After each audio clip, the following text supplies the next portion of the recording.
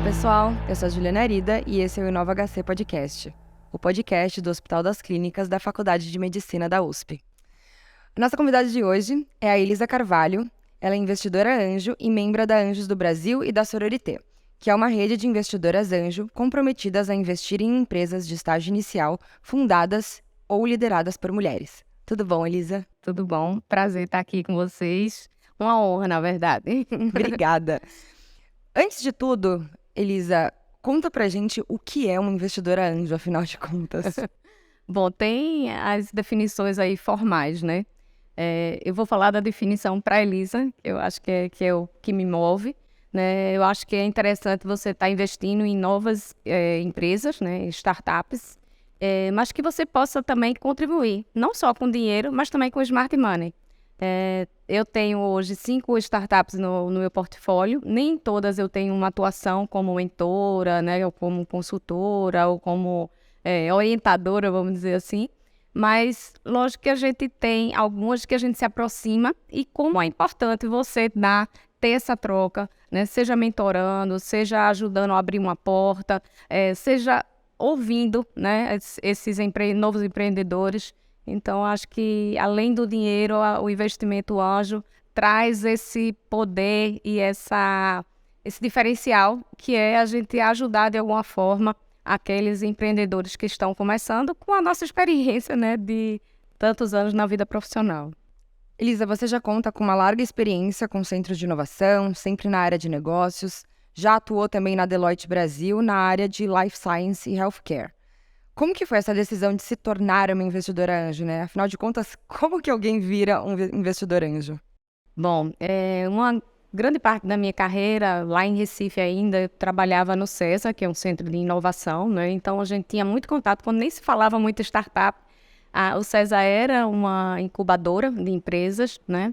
Depois se transformou o acelerador. E até agora eu estou voltando também, além da Sororité Anjos do Brasil, eu estou no pool de investidores do CESA. E fiquei muito tempo afastada desse clima, desse ecossistema. E estava trabalhando numa empresa de cibersegurança na área de negócios, mas estava sentindo muita falta disso, de você ver novas empresas, novos produtos, novos projetos. E quando eu acordava no eu sempre estava olhando cibersegurança, que inclusive é uma área super importante hoje, né, assim, interessante, né, muito dinâmica, mas nada melhor do que você estar em contato com essa turma jovem que está chegando com a inovação, com a tecnologia de ponta. Então, semana passada a gente estava no Web Summit, então, assim, aquele clima todo de inovação é bem importante. Então, um dos motivos era esse, eu queria voltar a conviver mais com essa área de inovação e tecnologia que já carregava na minha experiência profissional já há bastante tempo. E aí, juntei essa fase com uma fase que eu queria um pouco de mudança de vida, e não queria estar numa empresa mais como CLT, então queria ver outras formas de trabalhar, e o investimento anjo veio nesse momento, né? E como começar a investir como anjo, né? Na verdade, eu comecei a estudar, conversar, né? Me envolver com várias pessoas que já eram investidores anjos, mas eu acho que a mais importante, eu acho que foi Juliana Noronha, que também é uma pernambucana, que é investidora hoje também. E ela me disse, você quer fazer um MBA de investimento anjo? Faz o teu primeiro investimento. Então, foi assim que eu comecei, né? Então, eu fiz o meu primeiro investimento a convite de algumas amigas, mas depois entrei na Anjos do Brasil e na Sororité. E Elisa, você é mulher, nordestina, engenheira, foi executiva e hoje trabalha na área de investimentos. Foi difícil? Sim. Sim. Mulher, eu acho que por isso que a Sororité sempre me chamou tanta atenção, né? De a gente poder ajudar outras mulheres. Porque eu fiz engenharia, tinham 40 homens e apenas 3 mulheres na sala. Então, assim, eu acho que para mim sempre foi importante quebrar os paradigmas, né, de que qualquer profissão a mulher pode entrar e pode fazer bem feito. Meu primeiro emprego, eu fui a primeira engenheira da Philips, na fábrica em Recife, também quebrando paradigma. Trabalhei com tecnologia, a maioria homens, né? E na área de investimento não é diferente. Então, eu acho que é muito bom a gente ver que as mulheres estão à frente, estão querendo uma ajudar a outra, né? E por isso que eu me envolvo tanto, né, de estar no grupo, né, de investidoras anjo e tentar também ajudar a essas mulheres que estão como empreendedoras. Então, isso para mim, eu gostaria que alguém tivesse me dado a mão lá atrás também. Bom, e como eu via falando, né, das mulheres, e aí você também perguntou sobre nordestinas, né? Há 17 anos que eu moro em São Paulo. E eu nunca vou esquecer uma reunião que eu fiz, nessa época era gerente de negócio de uma empresa de tecnologia para a área de saúde, inclusive. E o diretor da área dessa empresa olhou para mim e disse: "Você é de onde mesmo?" Eu disse: eu sou de Recife." Eu estou reconhecendo esse sotaque. "Mas como que você é de lá? Porque lá só tem gente feia."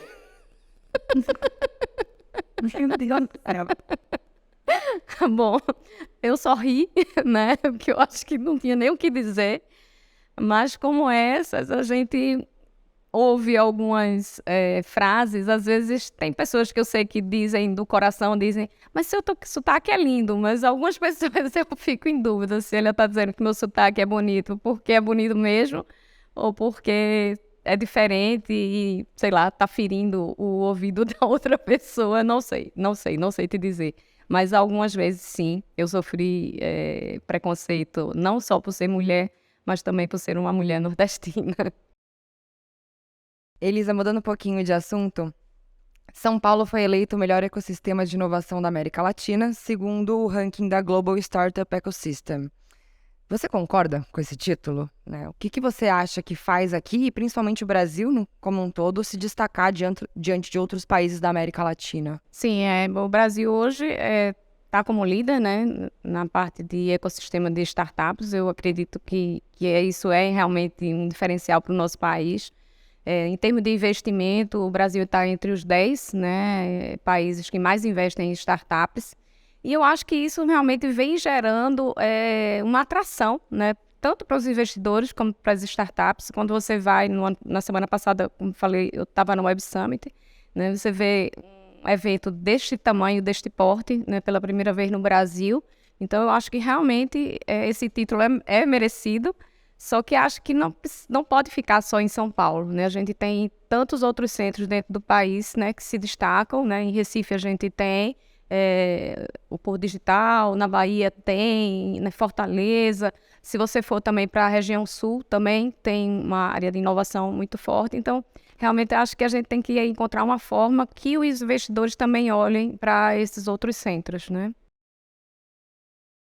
Pensando agora na área da saúde, você acha que esse pensamento também serve para a área da saúde? É engraçado, né? Assim, eu há bastante tempo que eu tenho proximidade com a área da saúde, né? E eu acho que é um setor que é promissor já há muito tempo, né? Mas, assim, eu acho que as coisas parece que demoram um pouquinho a acelerar na área da saúde. Lá atrás, quando eu vendia software para o hospitalar, quando a gente pensava, tinha hospital que ainda nem tinha nada de tecnologia, nada de prontuário eletrônico e tal. Então, acho que é uma área que demorou a acordar para a parte de tecnologia e inovação. Mas, ao mesmo tempo, eu acho que nos últimos anos isso veio acelerando, né? Mas é um pouco difícil, porque às vezes as equipes, né, se tornam só de profissionais de saúde, quanto a gente devia valorizar que essas equipes viessem multidisciplinar, né? Olhando também para o mercado, né? Olhando também para a parte de tecnologia. Então, assim, acho que é importante que a área da saúde se forme e atraia outros profissionais de outras áreas para fazer uma startup, né, desenvolver mais rapidamente. Perfeito. A gente já falou aqui no podcast que já foi falado aqui, na verdade, que investidores têm medo da área da saúde, e principalmente quando a gente fala sobre hardware, sobre equipamentos médicos e etc. Como Deep Techs e tecnologias de hardware podem brilhar mais os olhos dos investidores? Existe uma diferença de posicionamento quando a gente fala da necessidade de validação clínica nessa área? Os investidores, eles têm maior aversão ao risco nesse momento? Eu acredito que sim, porque assim, eu acho que essa parte da validação clínica tem uma uma vida mais longa, né, para a coisa desenvolver. Então, eu acho que isso assusta um pouquinho. Não é na mesma velocidade que você tem uma startup quando fala só de tecnologia ou só da parte de serviço. Essa parte de hardware, eu acho que afasta um pouco o olhar do investidor por causa da escalabilidade. Eu acho que tem essa preocupação da escala, de como você vai conseguir escalar um produto de hardware. Então, sim, mas eu acho que é um desafio. Eu, por exemplo, eu fiz engenharia, eu sou apaixonada pelas coisas de hardware também, porque lá atrás a minha história e tal. Então, assim, eu acho super legal, super interessante. Mas, ao mesmo tempo, a gente se preocupa de como isso vai evoluir, como vai escalar e dar realmente uma posição para a startup de crescimento mais acelerado. O volume de investimentos nas startups do país caiu pela metade de 2021 para 2022, saindo do patamar de 10 bilhões de dólares, chegando a 5 bilhões de dólares, segundo uma pesquisa da Sling Hub. A América Latina sofreu um pouquinho menos, com um tombo nos aportes de 34%, que foram de 18 bilhões de dólares para 12 bilhões de dólares. Também o número de unicórnios despencou 80%, de um ano para o outro, quando 10 startups ganharam um título de unicórnio em 2021 e apenas 2 ganharam esse mesmo título em 2022. Como os inventores que estão nascendo hoje devem se preparar para um cenário que é instável? Excelente pergunta, né? Eu acho que a gente vem sentindo nos últimos anos uma mudança, né, na parte dos investidores, né? Assim, os investimentos realmente caíram, né? E aí o mercado estava todo confuso, né? Então, assim, pós-pandemia, mas assim, eu acho que hoje ainda existem investidores que estão captados e querem investir.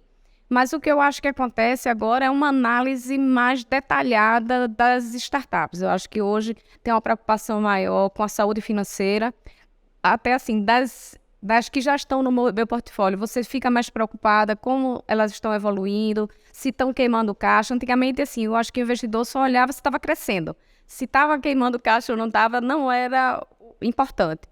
E hoje não, eu acho que essa análise financeira passa a ser realmente bem mais cuidadosa, tanto na hora de investir, quanto após o investimento. Eu acho que existe essa preocupação de olhar com mais cuidado esses números, para onde o dinheiro está indo e tal. Então, eu acho que é uma preocupação das pessoas que eu tenho conversado e minha também, de ter esse carinho especial aí pela área financeira e não pela saúde financeira e não só pelo crescimento. Acho que isso vai muito de encontro com a multidisciplinariedade que você falou também, né? A importância de você trazer habilidades diferentes para você formar grandes startups. Você acha que as grandes startups que vêm nascendo, acho que no mundo como um todo, o ponto-chave delas, a sacada de negócio, foi juntar essas habilidades com um bom modelo? Acredito que no passado, talvez não. Eu acho que talvez tivesse mais centralizado em poucos, né? Até por isso, porque ninguém estava preocupado muito com saúde financeira e estava crescendo, então estava dando certo. Eu acho que com essa mudança agora, aí sim, tem que ter uma preocupação maior se tem alguém com essa habilidade da parte financeira, segurando ali o caixa, analisando. Então, eu acho que agora a gente vai precisar ter mais cuidado em relação a isso. Eu vou aproveitar e fazer 2 perguntas aqui para a gente explicar exatamente para quem está nos ouvindo como que se dá as etapas do investimento anjo. Então, como que alguém, por exemplo, da área da saúde pode se aproximar de investidores anjos e como se dá de fato o processo desse investimento? Tá, eu participo de 2 grupos, né, de anjo. Nos 2 grupos que eu participo, existe um screening, né, então vou dar o exemplo da Sororité, as startups interessadas vão lá, se cadastram, tem uma tese, né, no caso da Sororité, só mulheres investidoras ou então que tenham pelo menos 50%, né, ela não pode não ser a CEO, mas ela tem que ter mais de 50% do cap table da startup. Ela preenche um questionário e aí a gente vai para as reuniões de screening. Essas reuniões é onde ela vai apresentar a startup, ela vai detalhar um pouco ali com um grupo pequeno, né? São voluntários do grupão que participam, né? As fundadoras eu gosto mesmo muito de participar, inclusive. E saindo dessa screening, se as investidoras derem um ok, a gente leva para o grande grupo. E aí ela tem que preparar, né, um pitch e apresentar para o grupo grande. Depois que ela faz essa apresentação para o grupo grande, as interessadas formam um grupo de WhatsApp separado, e aí sim vai fazer uma análise mais detalhada, vai olhar os números, vai olhar a parte financeira, tirar todas as dúvidas, para depois passar por um processo de investigação, né, da empresa, pela parte jurídica e tal, para aí sim a gente entrar na parte de contrato. Na Anjos do Brasil também é parecido, né? Tem o screening, depois tem o pitch, né? Depois do pitch, os interessados montam um grupo de WhatsApp para aí começar o deep dive, como a gente chama, para poder investigar e fazer todas as análises necessárias e o contrato. Então, assim, nesses dois, tem outros grupos de investimento anjo que são um pouco diferentes, né? Que trabalham de outra forma, mas esses dois grupos são similares. E a dica que eu deixo para a startup que está procurando entre em contato, né? Tenta falar com de alguém do grupo. Normalmente, esses investidores são muito abertos a conversar e se candidatar para fazer um pitch e se inscrever. Se achar que ainda não está pronto para isso, eu também dou a dica de procurar um investidor que tope fazer uma mentoria para ele se preparar para um pitch, se preparar para uma rodada de investimento. Porque existem muitos mentores que fazem isso para startups. O Smart Money, ele entra depois dessa fase de contrato, você diria? Até que horas até onde vai essa relação investidor-anjo e startup? Tá. Isso é muito variável, Juliana, muito, muito. Assim, eu conheço casos de pessoas que não são investidoras anjo e fazem isso pelaquela startup que ela se identificou até para prepará-la para um momento de investimento. Então, vem com essa mentoria. Também já conheço algumas pessoas que fazem isso por uma troca de equity lá na frente. Então, acho que existe também essa possibilidade. E outros que, após o investimento, né, que começam a fazer essa mentoria ou ter essa proximidade de ajudar aquela startup. Então, acho que isso aí é bastante variável. Aproveitando, Elisa, quais que você considera que são as métricas inquestionáveis que fazem um investidor ou uma investidora fazer esse aporte em um projeto de inovação? Juliana, essa é uma pergunta difícil. Porque, assim, eu digo, pela minha experiência, lógico que a gente olha número, a gente olha o mercado, a gente olha quanto é possível escalar, mas uma das coisas que eu acho mais importante para decidir é realmente o empreendedor. Então, assim, quando você vê um empreendedor realmente com brilho nos olhos, né, com aquela garra, se não der certo naquele modelo, ele vai pivotar e vai fazer aquela empresa crescer, né? Ou ele vai dar certo. Então, acho que é o que mais encanta. Não que a gente não vá olhar as outras coisas, né? De mercado, competidores, todas aquelas outras coisas que a gente precisa analisar. Mas o mais importante, eu acho que, para mim, é realmente o brilho nos olhos do empreendedor. A gente falou disso no último podcast e eu queria trazer esse assunto para cá também. Startups de mulheres, elas recebem 7 vezes menos investimento do que homens. As mulheres empreendedoras receberam apenas o equivalente a 0,04% de todo o valor investido em startups em 2020. Ou seja, muito menos do que 1%, né? E ainda assim é difícil... Eu queria te perguntar, então, Elisa, 2023, e ainda assim é difícil reconhecer o trabalho da mulher, por quê? É engraçado, né? Assim, a gente vê como esse mercado ainda é totalmente dominado por homens, né? Então, assim, o Brasil hoje tem em torno de 12 mil startups ativas, só 4,7% tem liderança feminina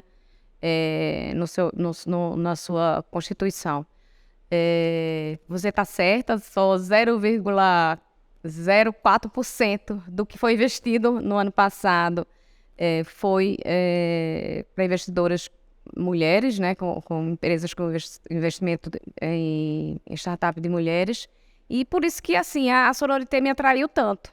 Porque a gente quer realmente ajudar essas empreendedoras, né? Assim, a gente ouve casos, assim, bem interessantes. Tem uma das startups que eu investi, que ela disse, poxa, quando começou a captar, não foi logo com a Sororité, ela começou a captar com outros fundos, com fundos e com outros investidores anjos. E aconteceu de o investidor perguntar, sim, mas você tem filho? Como é que você vai dar conta, né? Assim, você está perguntando a minha vida pessoal, né? Por que você não perguntou isso quando foi com o homem, né? Por que a mulher tem que dar responder esse tipo de pergunta sobre a vida pessoal quando o homem não precisa, sabe? Então, assim, esse tipo de coisa, para mim, é inaceitável hoje em dia. É o meu primeiro estágio, vou até contar aqui, você não perguntou, mas eu vou contar. O primeiro estágio que eu fui fazer de engenharia, a primeira entrevista que eu fiz foi com o gerente da área e o coordenador, que ia ser meu chefe, não estava presente. Então, depois eu voltei lá na Philips, inclusive, e fui fazer a entrevista. E ele olhou para mim e disse, olha, eu estou logo dizendo que eu só estou fazendo essa entrevista porque meu gerente pediu que ele gostou de você. Mas eu não vou trabalhar com mulher. Aí eu disse, o que é que eu tô fazendo aqui, né? Bom, enfim, no final das contas ele me contratou. Eu fiz estágio, depois eu fiquei como a primeira engenheira da fábrica. Mas assim, é esse tipo de comentário que a gente tá ouvindo ainda quantos anos depois, né? 20 e tantos anos depois. Então, assim, a gente precisa mudar isso, né? Então, assim, quando eu me envolvi muito com a Sororité, sou envolvida até hoje e acho um trabalho lindo, é isso, para ajudar essas mulheres empreendedoras, né, a dar força a elas, né, para que realmente mais pessoas invistam, e aí, no caso, mais mulheres invistam em outras mulheres para dar espaço realmente desse número crescer. E até falando nisso, o que você acha, Elisa, que precisa, quais mudanças são necessárias no mercado para que mais mulheres investidoras existam também? Poxa, eu acho que isso aí só é um trabalho de formiguinha, tá? Eu mesma, assim, vivo chamando outras mulheres para entrar na rede, né? Eu já trouxe 2 pessoas, estou tentando a terceira, mas, assim, sempre a gente fica buscando que mais gente venha fazer parte, né, desse trabalho. Porque, realmente, as mulheres, até tem um número que as mulheres investem mais em outras mulheres. Então, a gente tem que crescer, mas não vejo muito como a gente fazer diferente não. Acho que tem que ser no boca a boca, né? Falando, conversando, educando e tentando puxar as outras para vir também. Qual que é a maior dificuldade para elas se tornarem essas investidoras hoje? Eu acho que é porque realmente ainda é um mundo muito masculino. Eu acho que quem faz investimento tá concentrado no mundo masculino. E aí eu acho que tem que empoderar mesmo e trazer elas para junto. A gente está chegando no final do nosso podcast e eu queria perguntar agora uma diferença. Como que o investimento anjo complementa ou não o investimento feito por venture capitals, né? Qual que é o grande diferencial e como que eles andam lado a lado, favorecendo a evolução de uma startup? Legal. Eu já vi alguns casos, né, disso caminhar realmente juntos, né? Então, assim, o normal é que os primeiros investimentos sejam só com o anjo, mas tem alguns casos, né, de eles caminharem juntos. Eu acho que uma coisa que me encantou muito quando eu comecei a trabalhar, a fazer parte desse mundo de investimento, o que eu achei bem interessante é que é um ambiente muito colaborativo. Então, assim, se um grupo de anjos está trabalhando e também tem um venture capital, troca informações, né, tenta estar junto, um ajuda o outro, porque realmente eu acho que todo mundo tem o mesmo objetivo, que é fazer com que aquelas startups cresçam. Então, assim, eu acho que isso acontece bem naturalmente. E como é encantador, né? Porque às vezes você vem no mundo corporativo, que é um querendo derrubar o outro, não. Mas nesse mundo de ecossistema de startups, eu acho que tem muito isso, de um tá puxando o outro, um querendo ajudar o outro. Então, eu acho que isso é bem legal. Muito legal. E a última pergunta, então, Elisa, quais seriam as dicas que você daria para uma mulher inventora, CEO de uma startup, fundadora da área da saúde, que poderia encantar os seus olhos como investidora? Qual que é a dica para ela? Olha, eu acho que tem que se jogar mais. Talvez, acho que tem que se mostrar mais, tem que procurar os investidores. Eu acho que vocês aqui têm feito um trabalho super legal. E acho que é isso, é chamar esses grupos de investidores para ouvir, para conhecer, fazer um demo day, né? Então, acho que tem que agitar o mercado para atrair mais investidores. Acho que não tem fórmula mágica, não.